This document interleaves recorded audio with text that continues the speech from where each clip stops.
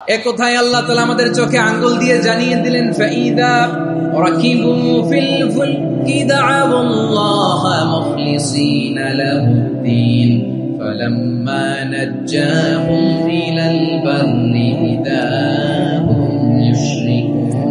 আল্লাহ বলে একদল লোক আছে, তারা যখন নৌযানে চড়ে, জলযানে চড়ে, সাগরের মধ্যে যখন জাহাজে চড়ে, লঞ্চে চড়ে, তারা যখন তুফানের সম্মুখীন হয় তখন তারা আল্লাহরে বড্ড বেশি ডাকে, একান্ত ভাবে ডাকে, বিশুদ্ধ চিত্তে ডাকে। আবার তুফান থেকে তাদেরকে সেফ জোনে নিয়ে, নিরাপদ জোনে নিয়ে যখন বন্দরে আমি আল্লাহ তাদেরকে ফিরিয়ে দেই, ওই লোকগুলো আবার আমি আল্লাহর সাথে শিরিক করে। এরকম আছে না নাই?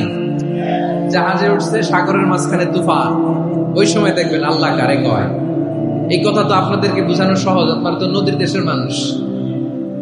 লঞ্চে চড়েন নাই কারা কারা দেখি? লঞ্চে চড়ছেন? হ্যাঁ,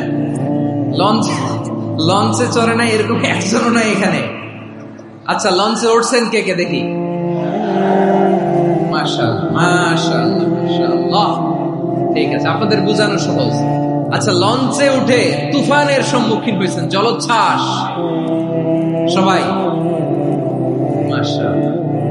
এই ওয়াজটা আপনাদের মুখস্থ, ঠিক কিনা বলেন? আমার বলার দরকার নাই, বলেন। মাঝ নদী, তুফান, জলোচ্ছ্বাস, জলের মধ্যে উচ্ছ্বাস, ঢেউ, টর্নেডো, সাইক্লোন, মেঘের ঘনঘটা, পরিবেশ ঘুটঘুটে অন্ধকার, লঞ্চ একবার এদিকে আরেকবার ওইদিকে, ভিতরে কি অবস্থা হয় বলেন তো? হ্যাঁ, তখন মুসলিমও আল্লাহর ডাকে, হিন্দু আল্লাহর ডাকে, ঠিক কিনা বলেন? আস্তিক আল্লাহর ডাকে, নাস্তিক আল্লাহর ডাকে, ঠিক কিনা? লঞ্চের ভেতর, স্টিমারের ভেতর কান্নারে রোল পড়ে যায়, চিৎকারের রোল পড়ে যায়, সবার মুখ দিয়ে শুধু একটা আওয়াজ, লা ইলাহা ইল্লাল্লাহ, লা ইলাহা ইল্লাল্লাহ, লা ইলাহা সুবহানাল্লাহ, আলহামদুলিল্লাহ, লা ইলাহা।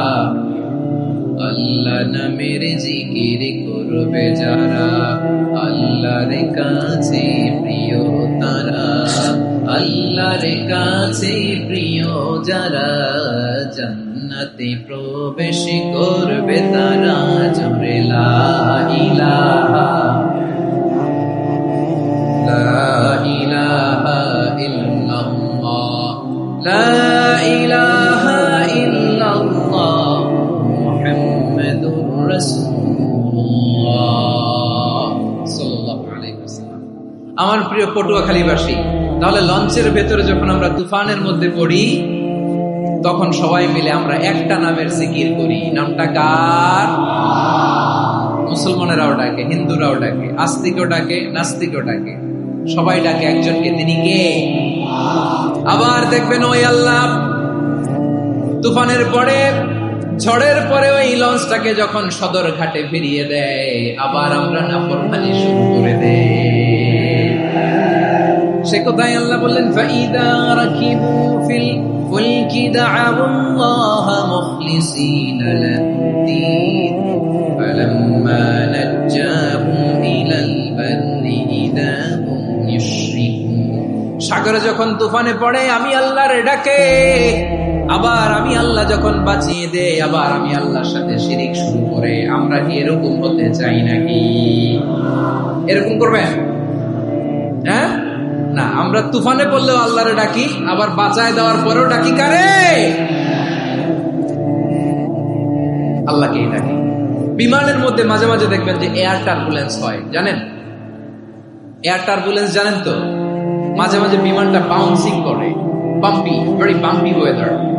শোনেন নাই?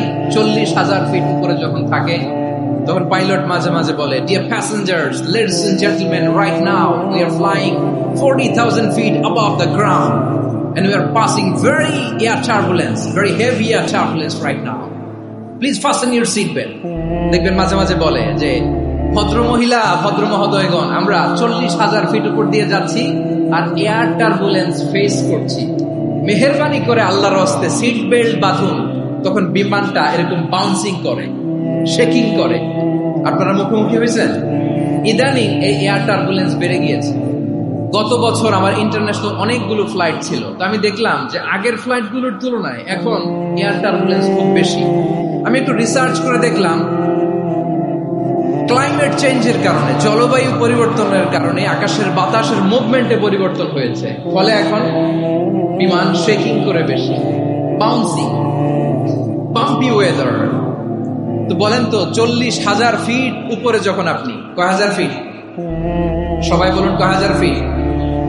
40,000 ফিট উপরে যখন আপনি, তখন যখন বিমানটা এরকম বাউন্সিং করে, সবাই যখন ভমিটিং করে বিমান নষ্ট করে দেয়, বমি করে, তখন বাঁচানোর কে আছে আল্লাহ ছাড়া?